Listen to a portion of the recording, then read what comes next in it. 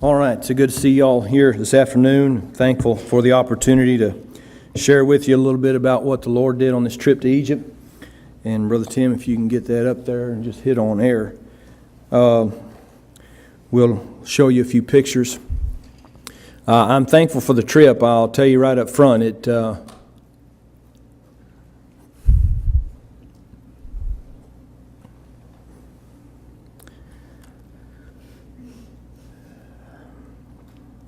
it moved me so deeply, I'm not quite sure what to do with it yet.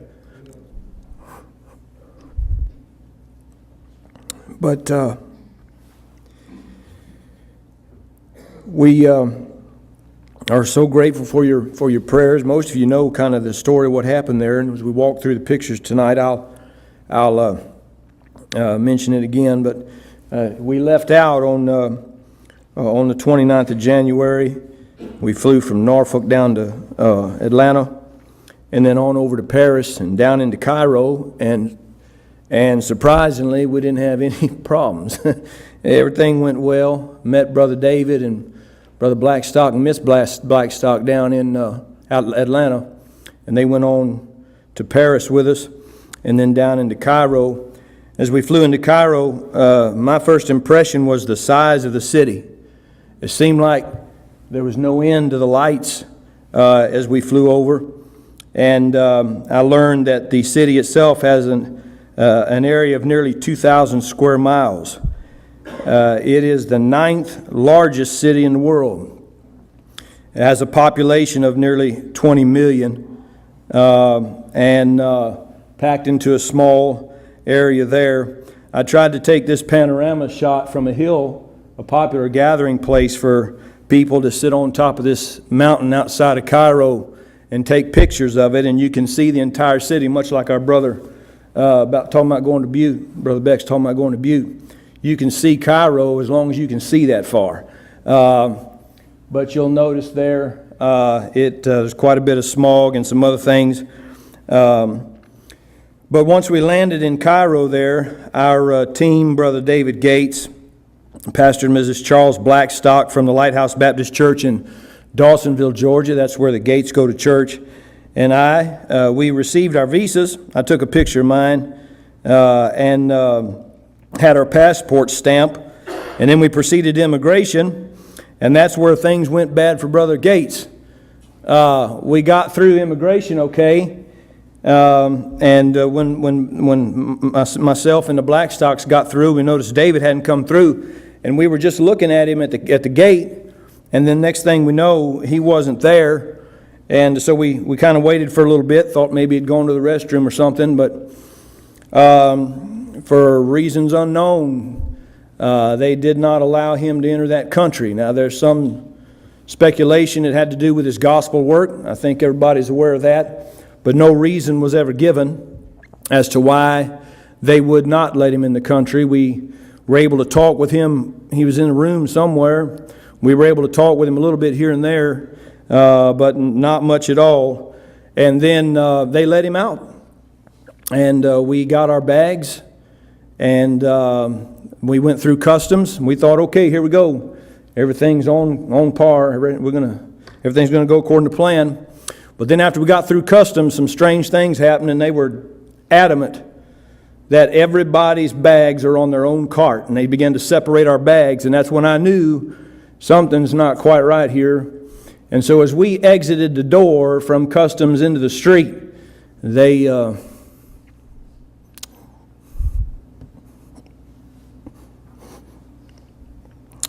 escorted Brother Gates back into the back again. And the next thing that we heard from him, he was calling us saying he wasn't going to be coming in to Cairo. And so he said, but if you guys will please try to go on with the program, I'd appreciate that. And so we decided we'd press on. So 5 hours later, we finally left the Cairo airport without Brother Gates.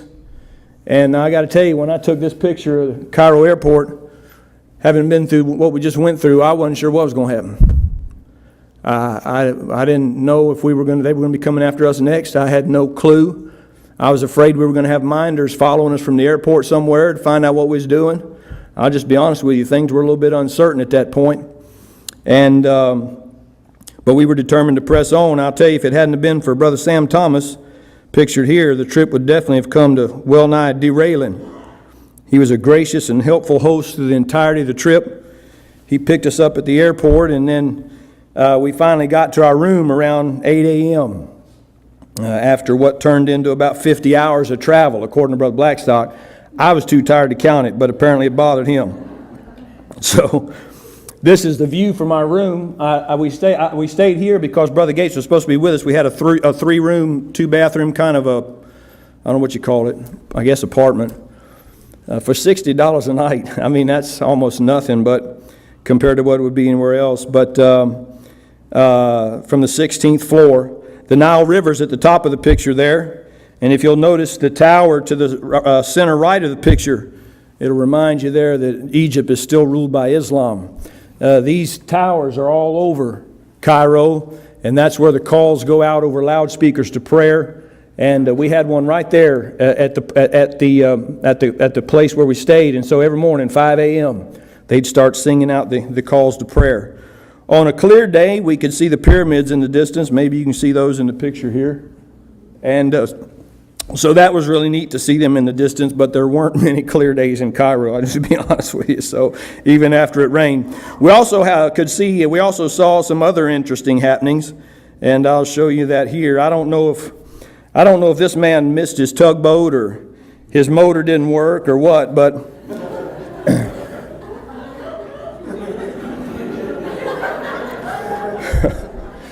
this fella is paddling his barge down the Nile with his hoe. And the scene reminded me of that old redneck adage, get her done. And so, and translated, of course, into Marine Corps lingo, adapt and overcome. And so that's what this guy was doing. And anyway, that was kind of our first. Brother Blackstock and I stood there for a minute, and we both, is that happening? Is this really happening? And so I said, you bet your bottom dollar it's happening. I'm recording that. So anyway, that was kind of our first. It's unbelievable. So got about 800 photos or more. Of course, we don't have time to show all of those. But I think it's important to understand culture and conditions. And so I want to share with you some things that impacted me with the trip. We'll begin with traffic, all right? Anybody here ever been to Cairo? Traffic's a disaster. It's controlled chaos is the best way to describe it. It's bumper to bumper, windows down, yelling, hollering at one another. No rules. The first bumper in the gap wins. That's how it works. It's a constant automobile log jam. Packed like sardines, but still moving. I can count on my hand how many times we stopped in 2 weeks. Not like out here where somebody slows down and all 4 lanes stop for 3 hours. That's not how Cairo works. It just keeps moving. Added to the chaos are pedestrians coming from both directions right through the middle of traffic. And not to mention the animal-powered vehicles running the roads in both directions as well. Getting cut off is a way of life. This is called a tuk-tuk, and there are untold numbers of them in Egypt. The Egyptians love them. They're unregulated, so there are no license tags, no insurance, and the police can't do anything with them. But the Egyptians love them. They're cheap travel. It's like a little tricycle with a cover on it. And so they really get moving. They're fun to watch. They have many different kind of themes that they have. I don't know what the true meaning of this bumper sticker was, but it certainly sums up the driving attitude in Cairo. This bumper sticker says, only God can judge me. Amen. So definitely impacted by the traffic there in Egypt. But then also the living conditions. Cairo is dirty.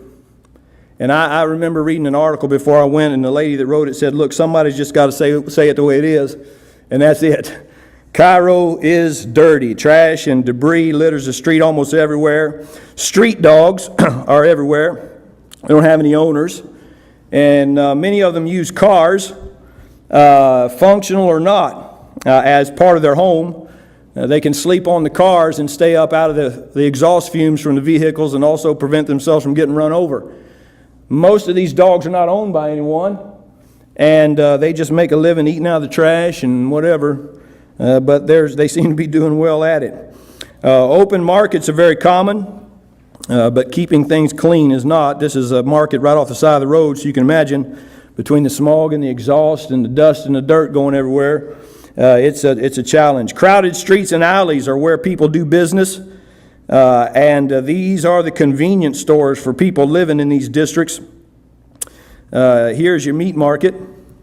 I don't know how many of you would be interested in buying meat from there, would you? That's beef. And sometimes you could find it just hanging from an open box truck right on the side of the road. On the right's beef, on the left are goats. And they have these roving bands of goats through the city, and every once in a while they decide to butcher a few of them, hang them up, and sell them. And so that's where many people get their meat. Poverty is very prevalent, and many people will do whatever they can to try to make a living. This particular picture breaks my heart of this elderly lady. You'll see people selling a single packet of tissues, and they'll walk through the traffic, try to get you to buy these things just so they can make a living. This lady's sitting on concrete barriers. Obviously the barriers are there because otherwise the traffic would take up all the lanes going both directions at the same time. And all of that smog and dust and dirt, and it appeared that she had fallen asleep sitting up. And that stirred my heart. Homes are often high-rise, cramped apartments such as this. And these places literally cover Cairo. Some of them 30 stories high, cramped, small apartments.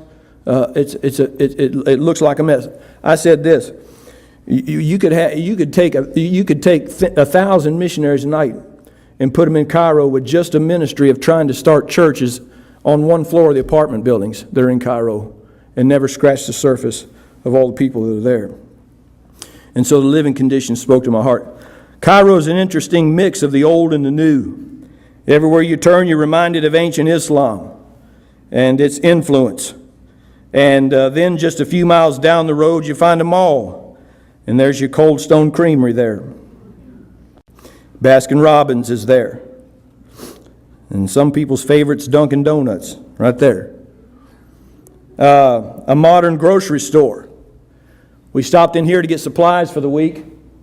I don't know how many thousand people were in this store. Friday is off in the Muslim world, and this was combined with a holiday, so everybody showed up at the grocery store at the same time. And all I could think was, I thought Walmart up here in Yorktown was crowded. McDonald's, right there. And we ate at McDonald's once or twice. Next to the Sphinx and the pyramids, which we did have the privilege to go and visit, are blue jeans and Nike shoes.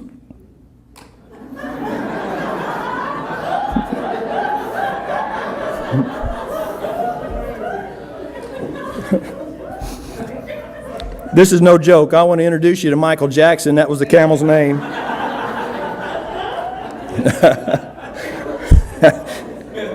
He's 5 years old, and it was fun to ride him. You know, when you sit up on a camel, some of you have done it, the saddle sits as high as a door frame. So when you're up there, you're 12, 15 feet off the ground. And here's perhaps the perfect mixture of the old and new. I call it Arabic hands-free. And I tried all 2 weeks to try to get a picture of somebody with their smartphone stuck in their, what's it called? Hijab? Yeah, hijab. And we were walking down out of Brother Sam's apartment, and I just clicked it and I got it perfect. So there it is, Arabic hands-free. And then some things are much like modern America. For instance, here's an Egyptian millennial date. Some things are the same all over the world. Another thing that impacted me was the hospitality of the country. This is Pastor Gergis, his wife Imani, and their daughter Emily. Egyptians are very hospitable people, and we were blessed to interact with Egyptians in their homes on a number of occasions. They prepared food for us, not only in their home, but then also in the churches. This is a fellowship we enjoyed after our first service on Thursday. I'll tell you about it in just a few moments. Eating is a mainstay of hospitality in Egypt, and Brother Gates warned me that before we went over. He said, don't worry about a diet till you get back. So they enjoy company in their home and hot tea together, and that was a real blessing to spend time with them. We asked, as a matter of fact, if they were putting on for us, if they were making up stuff just because we were there, and they said, no, this is how we eat day by day. And so everything's cooked fresh, very enjoyable food. I didn't try anything there in 2 weeks that I did not like, and it was different food. So we were treated to a meal even after the ordination council, you'll see here, and before the ordination service. So we were eating every time we turned around. As a matter of fact, we were constantly having food and enjoying time together. And Imani even let us take a picture of her in her kitchen, okay? And you thought your kitchen was small. And so there she is, and what a sweet lady. You remember the camel? Here he is in a different life.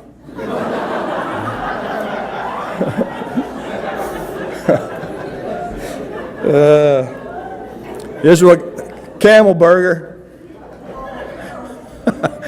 Brother Blackstock called it hump steak. Amen. And so it was very tasty. It tasted, a lot like beef. Matter of fact, Brother Sam said that his doctor had prescribed the camel meat for him because it's leaner and better for his heart. And so here it is. You can see it at the bottom of the screen here, prepared in a different fashion, is camel meat as well. So some of you had asked, are you going to ride a camel? I said, yes, I rode a camel. And then, yes, I ate some camel. Not the same camel, but, some camel.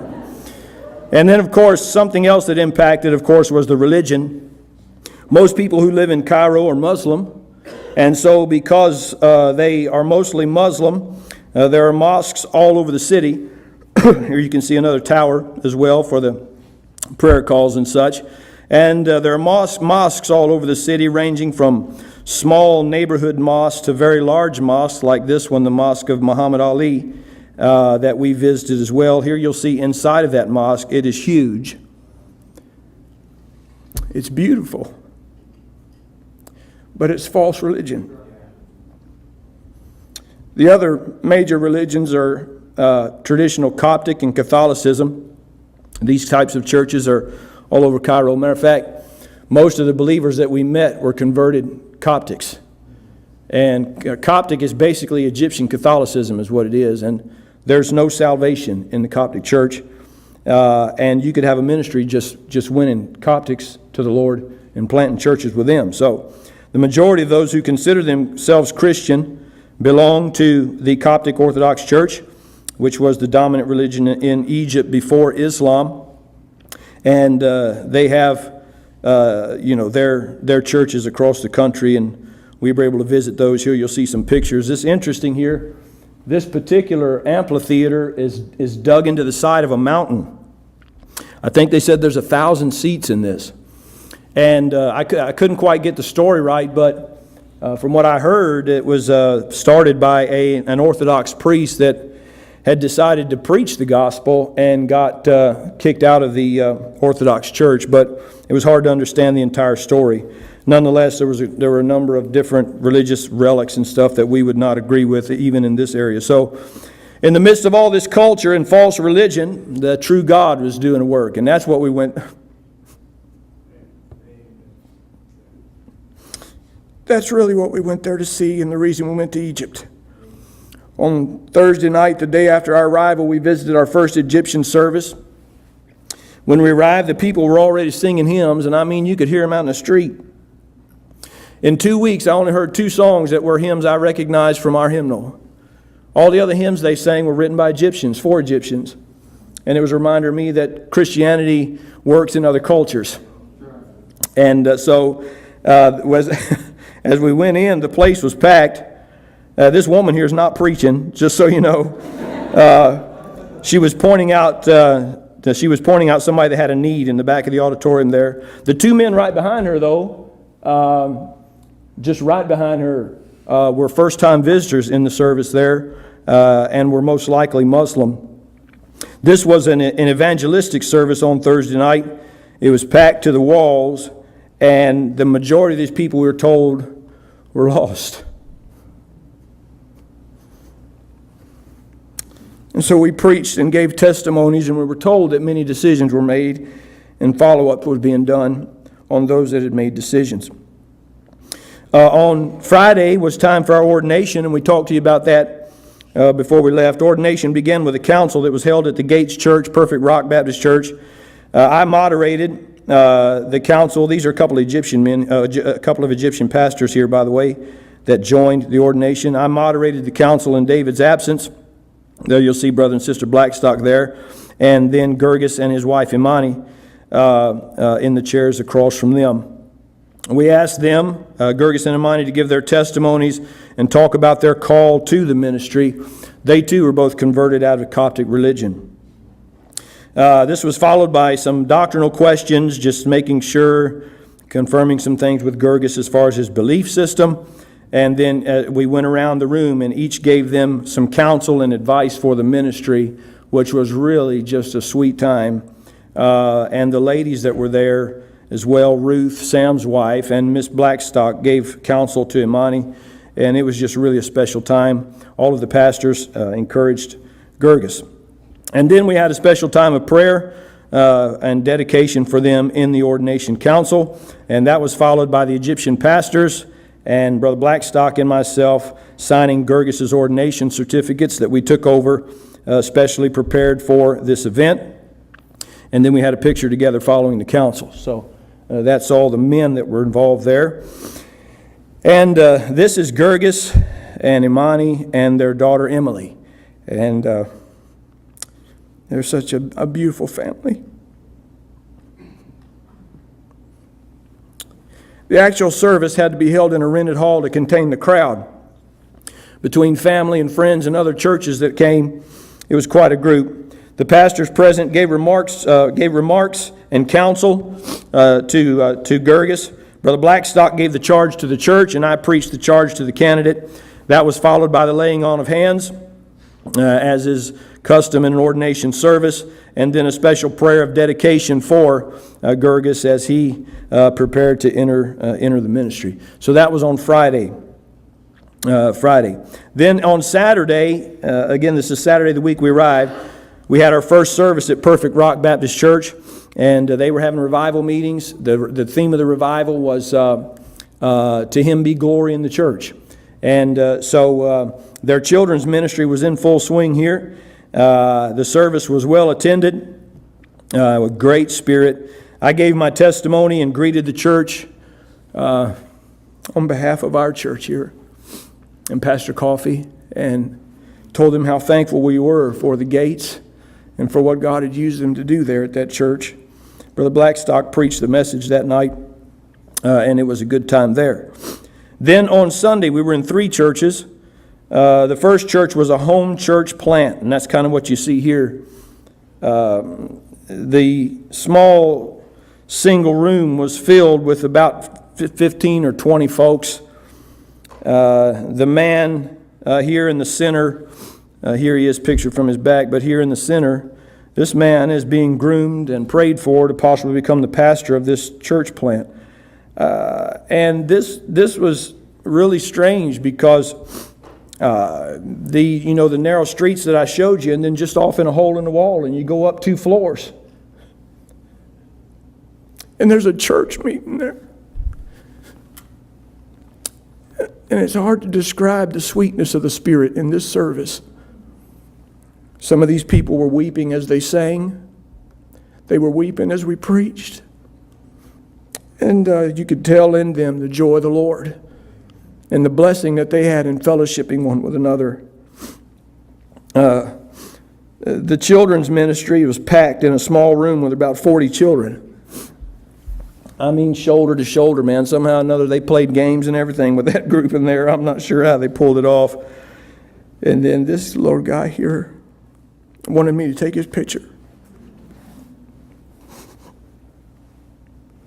And it was a blessing to be there. The afternoon service was in a Sudanese church. If you want Pentecostal revival, visit a Sudanese church. These folks were singing and dancing, and it was much in their customary fashion when we got there. And they were quite a lively bunch, and singing praises to the Lord. They sang and danced in cultural fashion throughout the service time. And many young people were there as well. And as I sat on the platform and looked out in the crowd, all I could see was those young people. And wondering, do they know the Lord? Can they come to know the Lord? And so many young people were here in this service as well. This man is the pastor of the church, a very gentle and kind man, and he expressed his gratitude for our being there. The evening service on that Sunday was in an established Egyptian church, and the folks here sang enthusiastically. They received the preaching enthusiastically, and I preached there that night on God's call to salvation, separation, and service.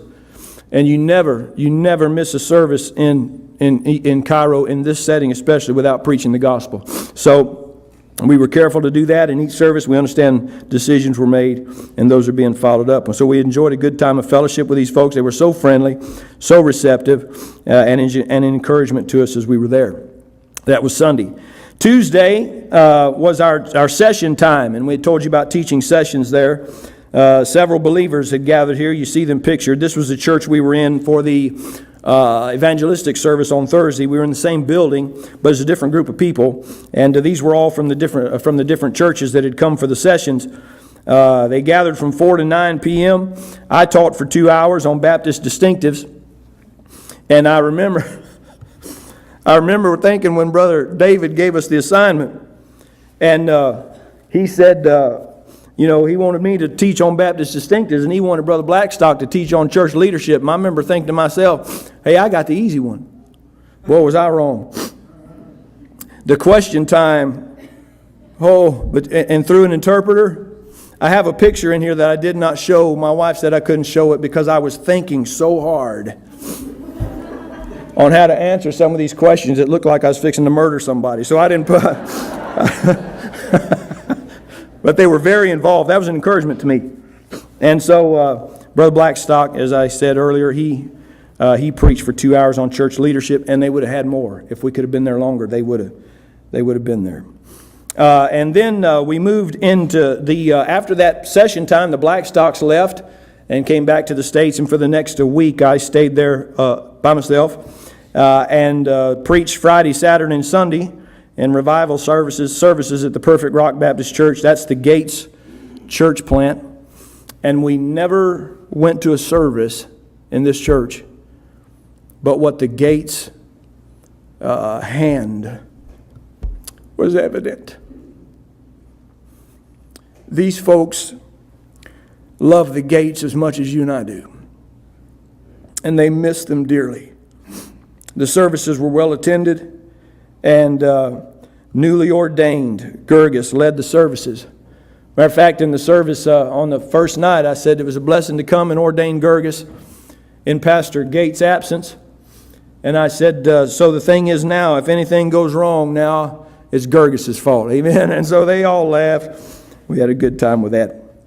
The children gave special music in each of the services, and they enjoyed their time of worshiping the Lord that way. The believers were sincere in their reception. Here you'll see an invitation in one of the services.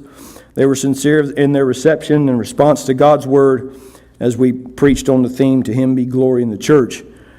A particular moving time for me was, you'll see pictured here, a special prayer by the church for the Gates family.